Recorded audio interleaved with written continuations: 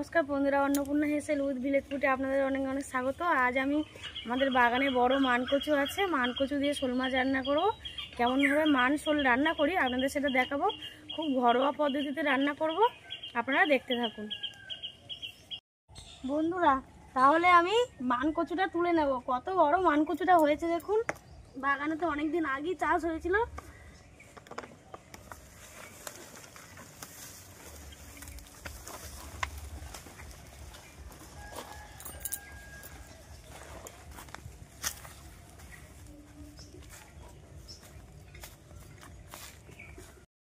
বন্ধুরা আমি তাহলে শোল মাছটা কেটে নেব ভালো করে। এতটাই টাটকা মাছ, দেখুন না লাফাচ্ছে, দেখুন তেজ, দেখুন না মাছটা 1 কিলোর বেশি হবে মাছটা। পুরো পাকা শোল মাছ একদম। কেটে নিয়ে আপনাদের দেখাবো বন্ধুরা। মাছটা তাহলে আমি পিচ করে নেবো ভালো করে।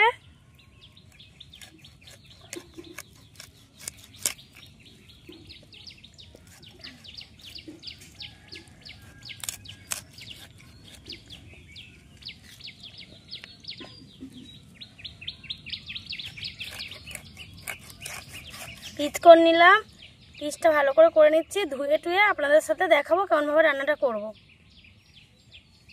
বন্ধুরা মাছটা আমি পুরো পরিষ্কার করে ধুয়ে নিয়ে চলে এসেছি। আরও একবার ধুইবো গরম জলে, সেটাও আপনাদের দেখাবো। আর এবার আমি মানকচুটা আর আলুটা কেটে নেবো তরকারিটা বানানোর জন্য।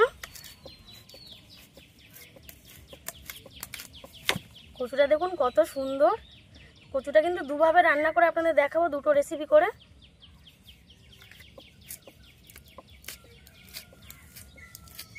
বন্ধুরা আমি তো বলেছিলাম তোমাদের যে আমি গরম জল করে মাছটা খুব ভালো করে ধুয়ে দেবো, যাতে না মাছটাতে কোনো প্রয়োজন থাকে বা বিলসে মাছের যে ল্যাল লেলে ভাবটা থাকে সেটা কিন্তু কেটে যাবে।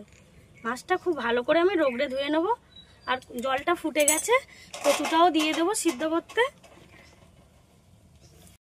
কচুটা কিন্তু একটু ভাপিয়ে নিলে, কচু যদি গাল কিটকিট করে অনেকে বলে, সেটা কিন্তু হবে না। আর তারও একটা টিপস আমি একটু পরে আপনার সঙ্গে শেয়ার করব। বন্ধুরা আমি কিন্তু এই তেঁতুলটা দিয়ে দিচ্ছি যাতে না গলা কিটকিট করে, এটাই কিন্তু টিপস। টক জিনিস দিলে কিন্তু কচু গলা কিটকিট করে না। এটা দিয়ে দিলাম, দিয়ে ভালোভাবে নাড়িয়ে নেব।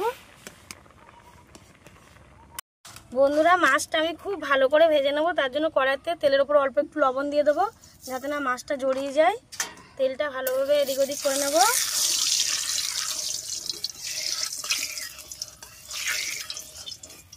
নিয়ে মাছগুলো খুব ভালোভাবে ভেজে নেবো লাল লাল করে। মাছে নুন হলুদ একটু লঙ্কার গুঁড়ো মাখিয়ে রেখেছিলাম। বন্ধুরা পাঁচ মিশালি মশলা আমি বেটে নেবো। মরিচ, ধনে, জিরে, মৌরি সব রকম নিয়েছি। আর তার সঙ্গে শুকনো লঙ্কা খুব ভালোভাবে মিহি করে বেটে নেব। নিয়ে তরকারিটা দিয়ে দেবো, খুব সুন্দর টেস্ট হবে। ততক্ষণ মাছটা ভাজছি আর মশলাটাও বেটে নেব।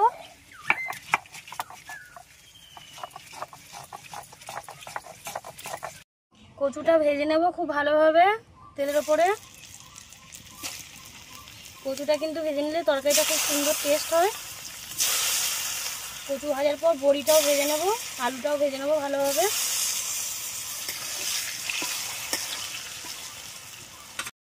তরকারিটা করার জন্য কড়াইতে তেল দিয়ে দিচ্ছি। তেলটা গরম হয়ে গেছে, ফোড়নে জিরে ফোড়ন দেব,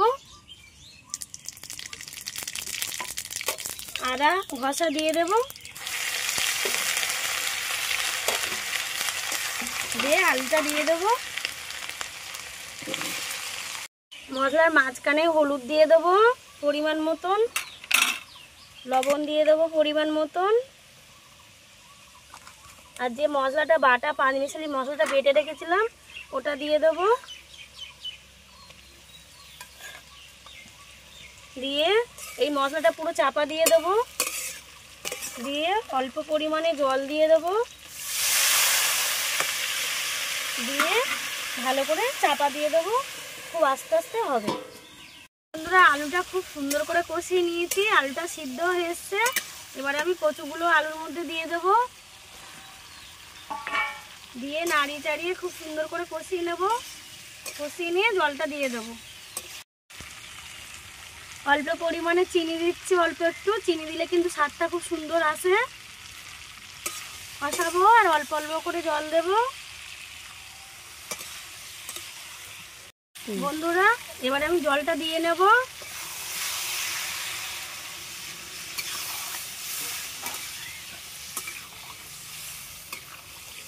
তরকারির কালারটা কত সুন্দর এসছে দেখুন, খেতে যা লাগবে।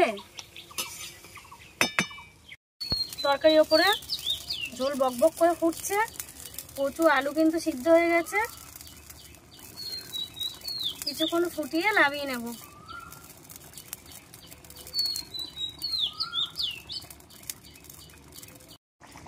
বড়িটা ভাজা ছিল সেটা দিয়ে দেব, দিয়ে 2-4 মিনিট ফুটিয়ে নামিয়ে নেব। মানকচু দিয়ে শোল মাছের ঝোলটা দেখতে দেখুন বন্ধুরা কত সুন্দর হয়েছে, অসাধারণ, আর খেতেও খুব সুন্দর লাগবে। বন্ধুরা তরকারিটা হয়ে গেছে, এবার আমি নামিয়ে নেব। বন্ধুরা শোল মাছ দিয়ে কচুটা রান্না করেছি, কত সুন্দর দেখতে হয়েছে দেখুন। যদি আপনাদের এই রেসিপিটা ভালো লেগে থাকে চ্যানেলটির পাশে থাকবেন, সাবস্ক্রাইব করবেন, লাইক করবেন, কমেন্ট করবেন, আর এগোতে যাওয়ার জন্য সাহায্য করবেন, যাতে আমি এগিয়ে যেতে পারি, আরও ভালোভাবে নতুন নতুন রেসিপি দিতে পারি আপনাদের সাথে।